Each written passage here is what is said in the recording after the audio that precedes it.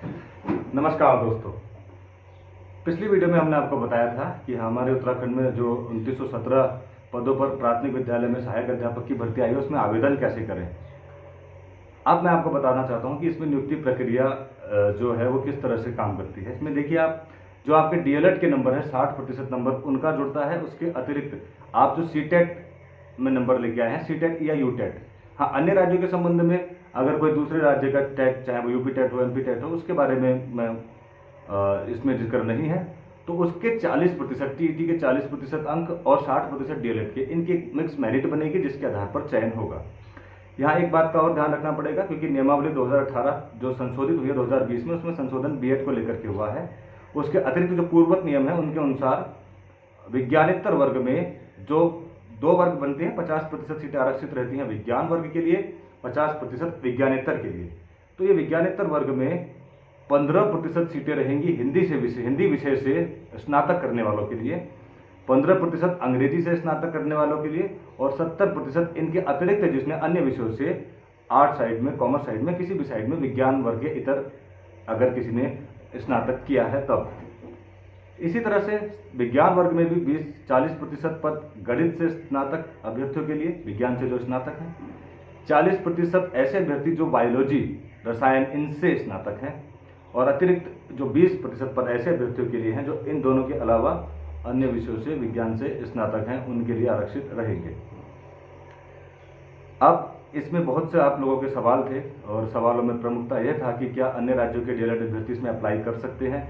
विशेष तौर पर यूपी के डीएलएड अभ्यर्थियों का ये मानना था कि क्या वो अप्लाई कर सकते हैं। देखिए, उत्तराखंड की नियमावली के अंतर्गत उत्तराखंड का स्थायी नागरिक ही उत्तराखंड में भर्ती के लिए आवेदन कर सकता है। और उत्तराखंड का स्थायी नागरिक, देखिए, यूपी में जो डीएलएड कराया जाता है यूपी के स्थायी नागरिकों के लिए कराया जाता है। तो वो यूपी के स्थायी के आधार पर अगर वहां डीएलएड करते हैं और यहाँ अप्लाई करते हैं उत्तराखंड की नौकरी के लिए, तो उत्तराखंड का स्थायी होना जरूरी है। ऐसे अभ्यर्थी जिन्होंने डीएलएड किया है उत्तर प्रदेश से, किंतु शादी करने के बाद वो उत्तराखंड में आ गए हैं, यानी ऐसी महिलाएं जिन्होंने जब डीएलएड किया तब वो उत्तर प्रदेश की नागरिक थी, किंतु उनकी शादी उत्तराखंड में होती है और अपने हस्बैंड के आधार पर उनका स्थायी उत्तराखंड का बन जाता है, वो एलिजिबल है इस भर्ती के लिए। साथ ही ऐसे जो उत्तराखंड के निवासी हैं किंतु केंद्र द्वारा आयोजित नौकरियों के कारण वो अपने राज्य से दूसरे राज्य में चले गए, वो भी उत्तराखंड का स्थायी नागरिक यहाँ बनवाते हैं। तो ये सर्विस मैटर और दूसरा ये आपका हस्बैंड वाइफ मैटर, इस मामले में उत्तराखंड के नागरिक उत्तर प्रदेश से डीएलएड उत्तराखंड के स्थायी बन सकते हैं, जो अप्लाई कर सकते हैं। अन्य लोगों के संबंध में स्थायी एक समस्या है, समस्या रहेगा भी, क्योंकि उसके कारण आपको बताने पड़ेंगे। आप उत्तराखंड से उत्तर प्रदेश, वो जो भी वजह है वो एक अलग विषय है जिस पर विभाग अपना काम करेगा, या फिर उस पर एक हम टिप्पणी नहीं कर सकते अभी। अन्य राज्यों के संबंध में यह भी है कि इसमें बड़ी संख्या में अन्य राज्यों से डीएलएड करे हुए उत्तराखंड के स्थायी नागरिक यहाँ आते हैं। उत्तराखंड में क्योंकि 327 मात्र डीएलएड अभ्यर्थी हैं, यहाँ प्रत्येक जनपद में मात्र 50 अभ्यर्थियों को डीएलएड कराया जाता है। तो उस हिसाब से अगर देखा जाए तो यहाँ अतिरिक्त डीएलएड अभ्यर्थियों की संख्या तो बढ़ाई जा सकती है, किंतु एनसीटी के कुछ नॉर्म्स एंड कंडीशंस हैं।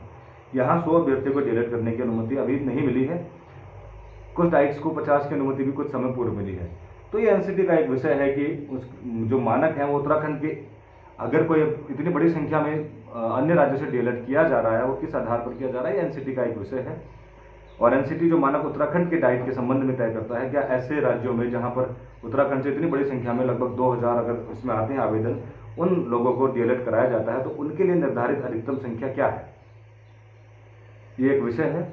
और इस पर एनसीटी जरूर संज्ञान लेगा कि कितनी बड़ी संख्या में अगर अन्य राज्यों से डीएलएड होता है और उस नॉर्म्स कंडीशंस के अंतर्गत होता है तो ये वाजिब है, लेकिन अगर नॉर्म्स कंडीशन के इतर जाते हैं तो संस्थान के ऊपर भी सवालिया निशान लगेगा।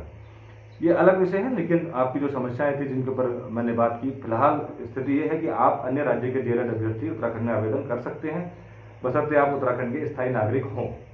यूपी डीएलएड के संबंध में मैंने आपको बताया कि आपका स्थायी उत्तराखंड का होना चाहिए। स्थायी पर अगर कोई सवाल है तो उसका जाहिर सी बात है आपके पास जवाब होना ही चाहिए, और बाकी प्रक्रिया में आप शामिल हो जाइए, क्योंकि उत्तराखंड में अध्यापकों की बड़ी कमी है और उस पर संख्या टीचरों की यहाँ कम है, और हमें उत्तराखंड राज्य में नए अध्यापकों की आवश्यकता भी है। तो आपको धन्यवाद। सभी सम्मिलित हुई, आशा करता हूँ आपको अपने सवालों के जवाब मिल गए होंगे। धन्यवाद।